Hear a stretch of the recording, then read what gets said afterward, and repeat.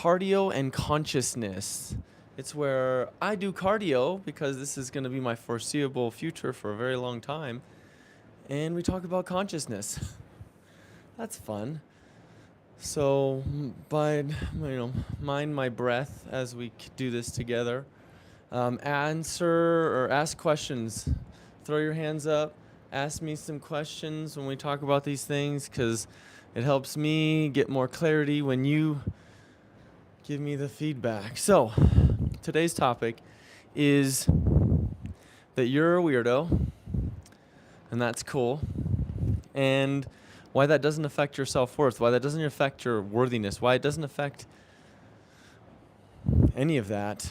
And this is just something that I've been recognizing the past few days. I had my 20-year high school reunion yesterday. That's amazing. It was a ton of fun. I was told that I should start dancing more for you guys on these videos. I don't have music, unfortunately, because we're doing it on my phone. So I'll try to entertain you as much as I can if I'm not already too boring just talking while we bike. You can bike with me if you want to. Get on the bike and we can do it together at home. Cardio and consciousness. Excuse me. Anyways, so this idea of self-worth and is important for our topic of discussion today. But, last night I actually don't get nervous when I go into social settings, as I'm sure you could probably imagine from these videos. I find it to be really uplifting. I'm an extrovert by nature. I guess I would technically be called an otrovert.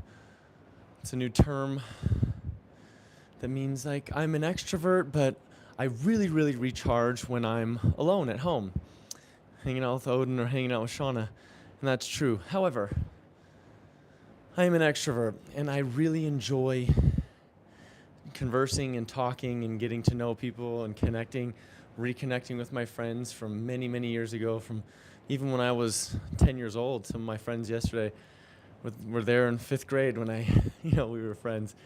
So anyways, I kept asking people because, I'm curious by nature, and I like to ask questions, and I like to get to know who people have become after not seeing them for over 20 years.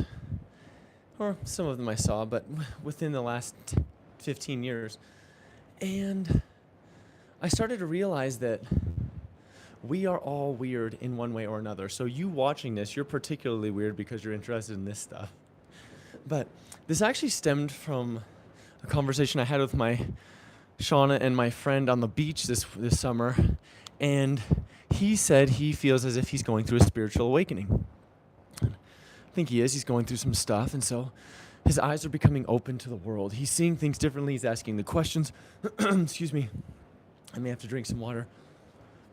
But anyways, and so we were talking, and all three of us are talking, and he just says, well, I don't know how I can talk with other people about this stuff because I don't want to be, and then he gestures to me and he says, considered weird.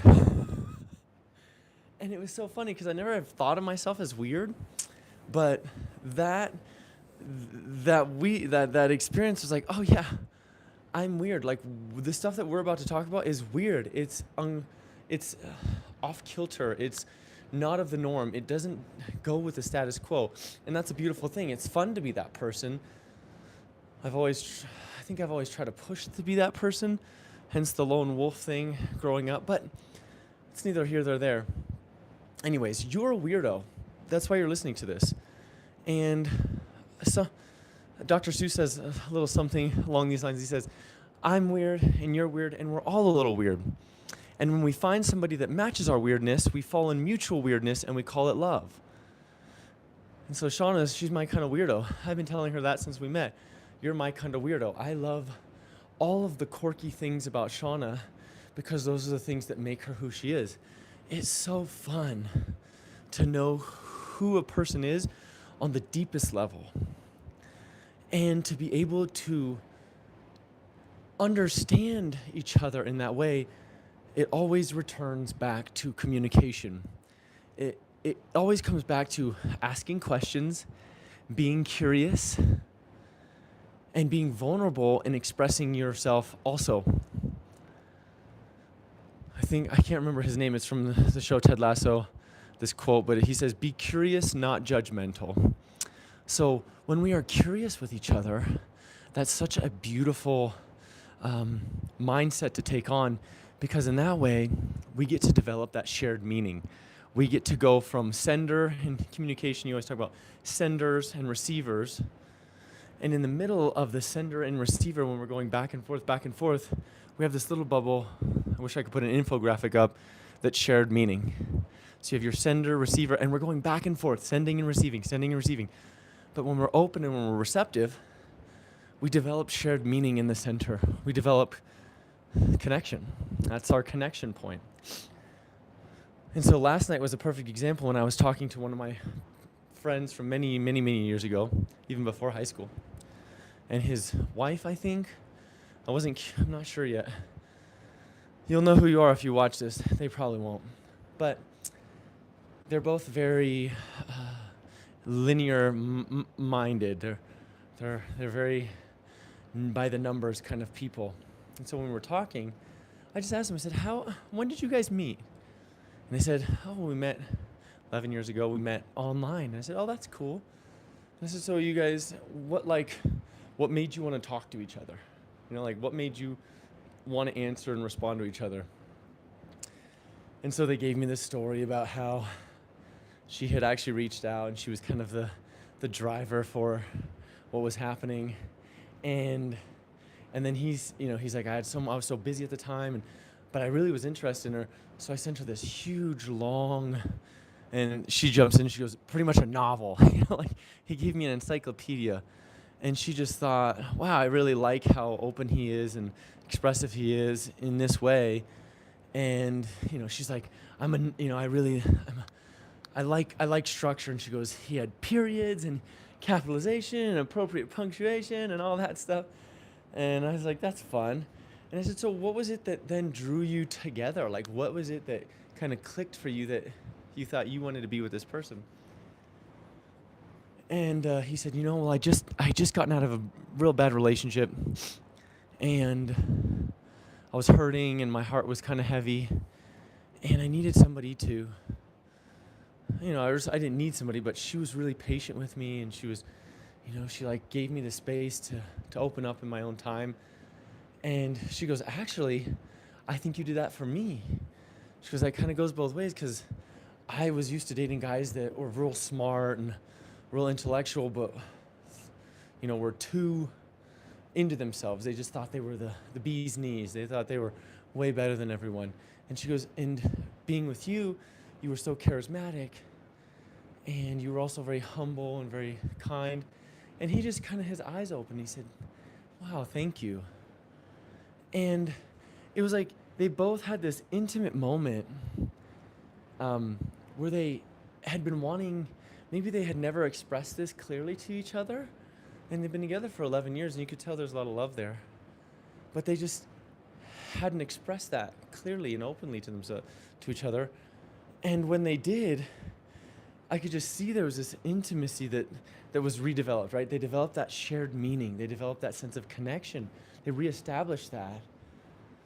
And they kind of just looked into each other's eyes and smiled. And I stopped for a second and I said, this is why people pay me the big bucks. And they both started laughing, and he goes, you just bill me later. You have my phone number. So that was a really interesting, for me, it was just being on the outside, just asking the questions, observing this connection that was reestablished just by a little bit of communication, by a little bit of vulnerability, right? Being authentic. And they luckily already had those other things kind of queued up, you could tell they want to communicate. Maybe they just don't, that doesn't tend to be their default. And I think that's why sometimes therapy is a great thing, because we want to share our weirdness with people. We want to be open, but we just don't know how. We don't want that ridicule to set in. We don't want society, the group that we're part of, to look at us differently and ostracize us. We want to be included in these groups. And so, luckily, there are really weird people like myself. I'll put myself in that category. And I'm okay with being ostracized because I know at the end of the day, the vulnerability that I'll share and try to express with you guys and my friends and clients and Sean and my parents is always accepted openly. And so that's a hard thing to do because vulnerability ties in a lot with our worth. And I'm going to kind of jump a little bit, so stay with me. We oftentimes, I know I do, I'll just use me as an example. I have questioned my ability to do these videos with you. Who's going to want to watch? Like right now, there's 0 people watching. It doesn't matter because eventually somebody who this video is right for, it will click with. But I question all the time, who am I to share my experiences trying to help other people? Who am I to share my experiences when there are people that have PhDs in psychology and yada, yada, yada? Who am I? Who am I? And that's actually a really fun game to ask yourself, who am I? Because it's what you'll come to find is something quite deep. But when I ask myself that, the quote from Marianne Williamson always pops into my head, and it's this. It's the quote, our deepest fear is not that we are inadequate. Our deepest fear is that we are powerful beyond measure. It is our light, not our darkness, that most frightens us. We ask ourselves, who am I to be beautiful, glorious, talented, and fabulous? Actually, who are you not to be? You are a child of God. Your playing small does not serve the world. There's nothing enlightened about shrinking so that other people don't feel insecure around you. You were born to make manifest the glory of God that is within you. It is within with everyone. Oh, it is within everyone. And as we give ourselves permission, oh crap, I forgot. It just popped out of my head. Sorry. So that's the Marianne Williamson quote. You can look that up. It's a beautiful quote. And she says, it's not our light, it is our light, not our darkness that most frightens us. And I do have to disagree with that. I'm not afraid of my light. I'm afraid of being inadequate. I'm afraid of people not feeling that I'm worthy of listening to. I'm afraid personally that my words will not reach the hearts of people who I want. It will not resonate with people and bring them into a state of awakening, bring them into a state of awareness. And so I think that I'm not alone in that perspective because I hear it all day long. I hear people who have issues with other people, but at the end of the day, what's really happening is that those other people are causing these people to feel less than, causing them to feel worthless, right? And they already feel worthless. And so then they have an issue. And then I also see the same thing with people who become attached to their partners, loved ones, whoever, because that person is the source of their worthiness. That person's words, that person's actions, show me that you care about me. Show me that you love me. Show me that I'm worthy, right? That's the end of it. Show me that I'm worthy. And so that's a hard thing to wrap our heads around because we need these relationships. We need these dynamics. We need this shared meaning. It's part of why we're human beings. We are herd animals, right? There's no you without me. There's no them without us. In this reality, these relationships are primary. And even from a spiritual standpoint, the main reason we keep coming back is because the relationship and the dynamic with others helps us grow so expressively. It helps our soul expand, right? The curriculum of our soul is to continually learn and grow and have fun and be joyful. And the people that are around us are the most intricate parts of that growth process, right? If you were all alone, it would be easy. So we go on vacations and we don't go to work and we don't do these things. We get away from this person or that person and we feel so relaxed, so calm, no responsibility, nobody I dislike. I just get to be at peace. Hopefully it's nobody you dislike. But yeah, the worthiness, the weirdness, it's such an important thing in our lives to express ourselves authentically and be the weird version of yourself, because that's the real version of yourself. That's such a huge part of our curriculum as our soul expands, is to be authentic to our hearts. And making that choice, who do I want to be? Who do I want to be going forward with the remainder of my life? I don't know how many years I have, but if I'm 90 years old, imagine yourself 90 years old right now, and then you get to jump back into this body. Hopefully you're not 90 right now. If you're 90, imagine being 120. But you're 90 years old and you jump back into this body. You would say to yourself, oh my God, I had so much time. I had so much potential. I had so much strength. My knees felt great. My body feels great. God, I'm hot. Golly, do I look sexy naked. Instead of comparing ourselves to who we were, compare yourself to who you might be, down the road, and then jump back into this experience, right? I used to like to ask myself, when I was at the end of my life, my deathbed, would I be proud of the individual that I'm being right now? Would that person say, he did everything he could. He shared everything he could on these YouTube lives or his YouTube videos. Was he honest with his partner, with Shauna? Did I love Odin and my family as much as I could in that moment? So the weirdness is such a perfect version of who we want and who we need you to be. When I was meditating the other day, and I should have started the video with this, so if you made it this far, you're going to hear something really nice. But I'm meditating, and all of a sudden, this voice in my head says to me, God's source loves you and sees you as worthy exactly as you are. And there was such an emphasis on exactly as you are. God's source loves you and sees you as worthy exactly as you are. And so it was like beyond the words, it was the feeling, it was the emotion behind it. And so you watching this, exactly as you are right now, you are perfect. You are a perfect strand, right, thread of that tapestry of life. And so instead of trying to change that strand, just accept right now, this is who I am. And I am perfect. And I am seen as worthy exactly as I am right now. I'm such an intricate piece of the tapestry of life.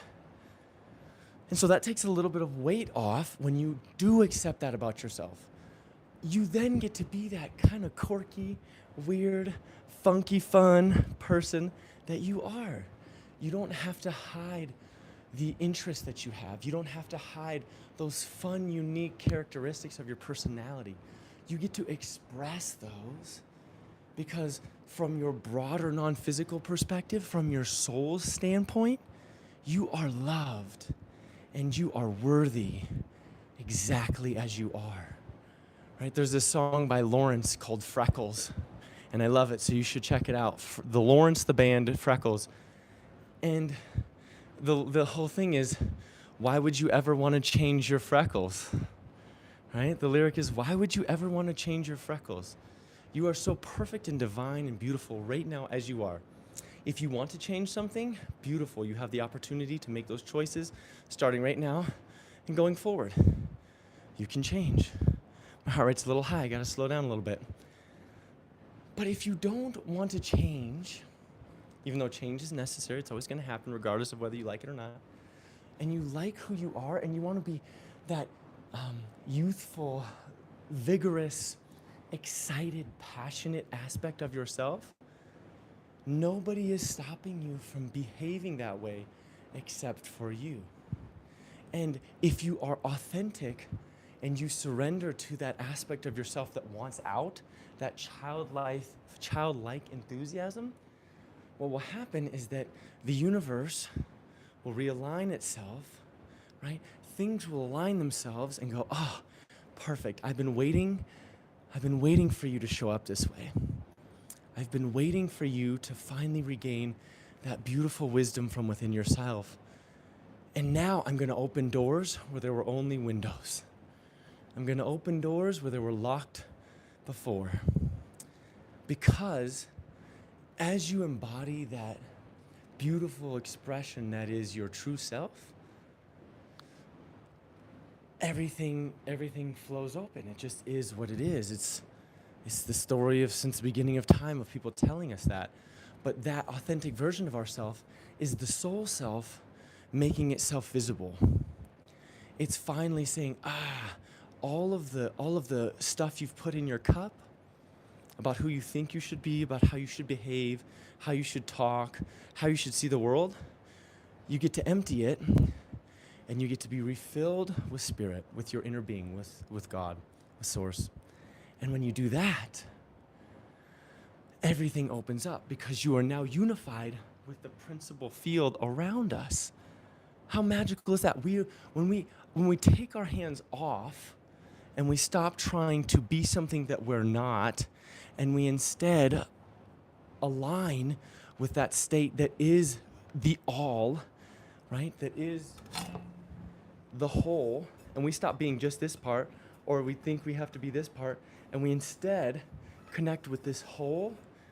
In that way, all situations, gotta put my water back. All situations, circumstances, people, places, things are aspects of ourself. They flow in the way that will allow us to fulfill our purpose, if you will. Our purpose being joy, our purpose being love, our purpose being connection. It will help us see the lessons that we are supposed to be learning, right? Part of the curriculum of our soul. And we get to check that one off the box. Yes, more gratitude. Check that one off the box. Yes, accepting somebody as myself that I dislike. Perfect. Check. More compassion. Check. More joy. I finally get to be free. I finally get to be myself. I finally get to take that step forward. And I get to take that step forward. Oh, and I don't know why I feel pulled left and backwards, but I'm surrendering, and I know that right now I'm in alignment with my inner being because I'm taking my hands away. Jesus, take the wheel. Inner being, take the wheel. The inner being, your inner being has this broader, non-physical perspective. Can see how all circumstances, situations, people will come in and out of your life to fulfill your destiny, if you will. I think the alchemist says, it's the possibility of dreams coming true that makes life interesting. How true is that? It's the possibility of dreams coming true that makes life interesting. And the way that dreams come true is through the surrender into the how of life. You can know what you want, the end goal, right? I know where I want to go. I feel this pull to go to this destination. I need to go to X. And now I'm going to be weird and awkward and uncomfortable, and I'm going to be myself because that's who I am. Right? It's much easier to just let yourself be as you are rather than fighting the current against what you think you should be. And when you do that, life goes, your inner being says, I know the exact path to get you to that destination. It may be a little roller coaster like, you go up and down and left and right and a corkscrew here and a corkscrew there, but I'm going to take you there, and that's going to be the fastest route, and it'll be the most enjoyable route if you can surrender and take your hands off and have fun with it.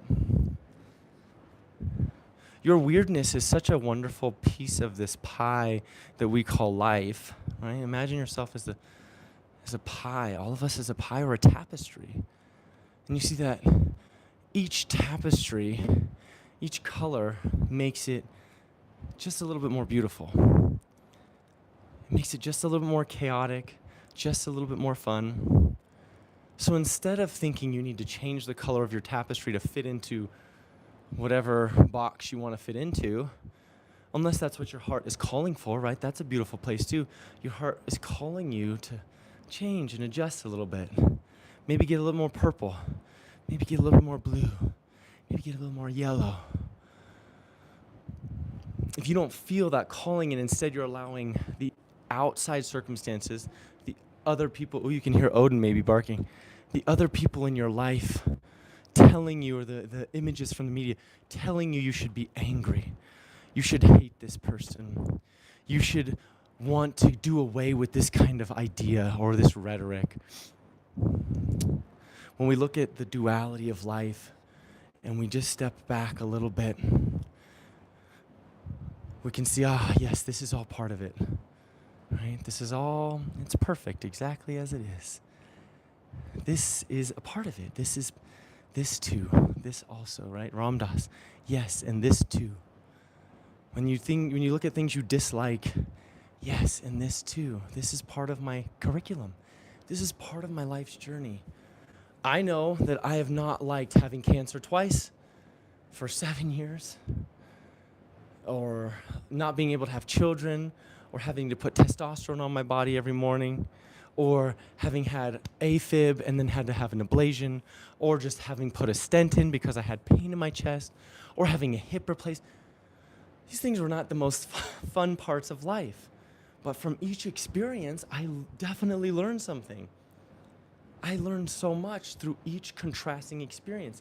And each undesirable experience caused me to ask for more, caused me to become more, caused me to be more compassionate, caused me to be feeling that state of deep connection when I ask and I get an answer. Right? There's so much. It helped me understand my own inner strength.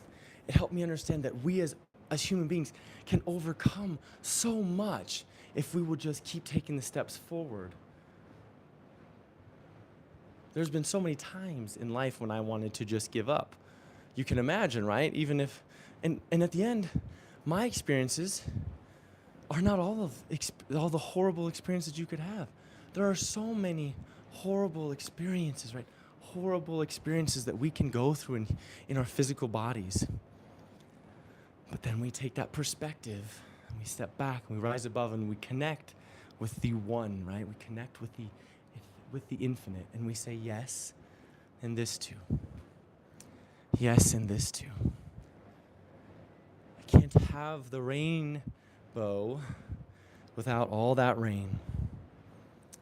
Right? It requires seeds in order to grow must be placed in dirt. Caterpillars, in order to become butterflies, must be encompassed in a cocoon. All of these things we see in nature, and yet we still resist them. No, I just want the good stuff. No, I just want the good stuff. Be your weirdo self. You're a weirdo, and just accept that. You watching this, you're a freaky deaky weirdo. Accept all those unique characteristics about your own personality that make you exactly who you are, because you chose those. Those were given to you, and you chose those because you are needed and necessary exactly in that form right now. And when you try to be something that you're not, when I try to subdue my voice and I can't, and I don't talk to you guys because I think, well, I'm just on cardio, nobody's gonna wanna listen. Maybe nobody's listening right now, and that's okay. Because at the end, whoever connects with this, you will be reminded of your unique capacity to change the world by being yourself. Even if it's just one person. We'll end it with the parable of the starfish, right? You need to be this little girl. We've heard this many times, we're gonna hear it again. Little girl and grandpa walking along the beach at dawn. Little girl sees on the shore thousands of starfish that have been washed up from the tide. So she immediately starts grabbing the starfish, throwing them back in the water, and grandpa looks at her and so lovingly and says, oh, this sweet little angel. She doesn't understand the circle of life yet. I'm going to teach her, this is a good lesson for her to learn, right? That we live and we die. So she goes, sweetheart, come over here. So the little girl's got a starfish in her hand. And he goes, sweetie, there are thousands of starfish on the shore. Unfortunately, you can't make a difference. You can't save all of them. The world says that we have to live and we have to die. And not only that, but their bodies then get to become part of the sand, become part of the ocean. And it's just this circle of life. And unfortunately, It doesn't matter. I'm sorry, sweetie. It just doesn't matter. And little girl standing there with the starfish in her hand, trying to, analyze what her grandpa just told her. She throws the starfish in the water and she says, it matters to that one. She picks up another starfish and she throws it in the water. It matters to that one. And so we're ending it today. We've hit our 30-minute mark. You being your unique, weirdo little self, beautiful big self, is so perfect. And it matters to the people that you're going to engage with, whoever they may be, friends, family, acquaintances, random people around the road or whatever. And you will help this individual develop shared meaning with other human beings. And so, that's our story. Ram Dass says, we're all just walking each other home. So, be your unique, weird self. I love you for it. Thank you for watching. And walk some people home. Walk yourself home. Connect with this space in your body. Feel it. Take action from it. You will always be guided on the right path when you do that. And next time, we'll see if I can give you guys a dance video. Probably not, because I need some music, and all the music's on my phone. I love you guys. Thank you so much for watching. Until our next video, be well. Be your unique, weirdo little self. And remember that you are loved and you are worthy exactly as you are. Love you. Bye.